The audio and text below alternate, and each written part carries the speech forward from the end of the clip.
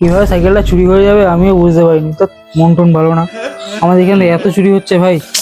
থাক, আর কি করবি বল, কিছু তো আর তো করার নাই। আর করার আছে, কি করবি আর বল।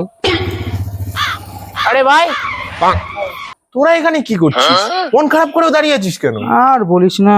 দাঁড়া দাঁড়া, গাড়িটা রেখে এসে শুনছি। দাঁড়া, গাড়িটা দাঁড় করি সাইডে রেখে। হ্যাঁ বল, কি হয়েছে? আর বলিস না, কালকে সোমহাতা সাইকেলটা রেখে বাজারে গেছিলাম। বাজারে গিয়ে এসে দেখি সাইকেল আমার চুরি হয়ে গেছে। সময় খুব খারাপ চলছে, মন মেজাজও খারাপ। আরে এই ব্যাপার, তুই আমাকে একবার কালকে রাতে জানাবি তো। আরে 2 মিনিটের মধ্যে তো সাইকেল এনে দিতাম ভাই।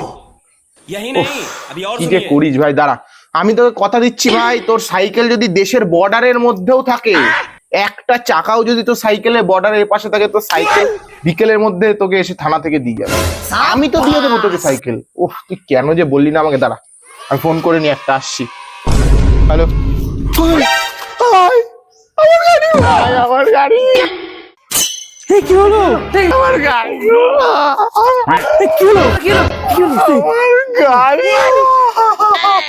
পুরো গাড়ি চুরি গেল? ও চোখের সামনে যদি ওর গাড়ি চলে যায়, ও নাকি আবার তোর সাইকেল খুঁজে দেবে। তুই কি বলছিস? নিজেরটা সামনে রাখার ক্ষমতা নেই আর আমারটা খুঁজে দেবো? বাল আমার। गजब बेइज्जती है।